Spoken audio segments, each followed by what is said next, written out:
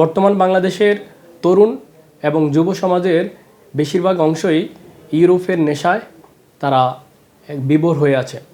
Europe, America যেখানে খুশি আপনি যেতে পারেন, তবে অবৈধভাবে আপনারা দেশ থেকে ইউরোপ অথবা অন্যান্য দেশে যাবেন না।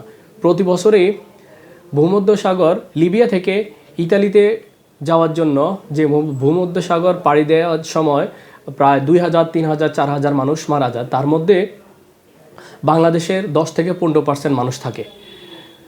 গত 2-3 দিন আগেও একটা দুর্ঘটনা ঘটেছে, সেখানেও অনেকজন মানুষ মারা গেছে। তো আপনাদের কাছে আমার অনুরোধ থাকবে, আপনারা আপনাদের জীবনকে সুন্দর করার জন্য আপনারা ইউরোপ, আমেরিকা, কানাডা, পৃথিবীর যেই কোনো প্রান্তে যান, তবে বৈধভাবে যান।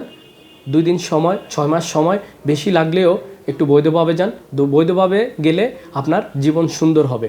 এছাড়া যারা বন জঙ্গল অথবা নদী পার হয়ে সমুদ্র পাড়ি দিয়ে আপনারা এক দেশ থেকে অন্য দেশে অবৈধভাবে অভিবাসী হচ্ছেন, আপনাদের জীবনকে ঝুঁকির মধ্যে ফেলবেন না।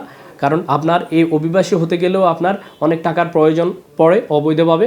এবং অনেক সময় যারা মারা যান তারা তো মারা যানই, তারা নিজেরাও মারা যান, তাদের পরিবারকেও মেরে যান। তো আপনাদের কাছে আমার রিকোয়েস্ট থাকবে, নতুন প্রজন্মের কাছে আমার রিকোয়েস্ট থাকবে, আপনারা বৈধভাবে যেই কোনো দেশে যান, বৈধভাবে বিদেশ যান। বৈধভাবে বিদেশ গিয়ে আপনার জীবন সুন্দর করুন, পরিবারের জীবন সুন্দর করুন এবং রাষ্ট্রীয় জীবন সুন্দর করুন। আসসালামু আলাইকুম।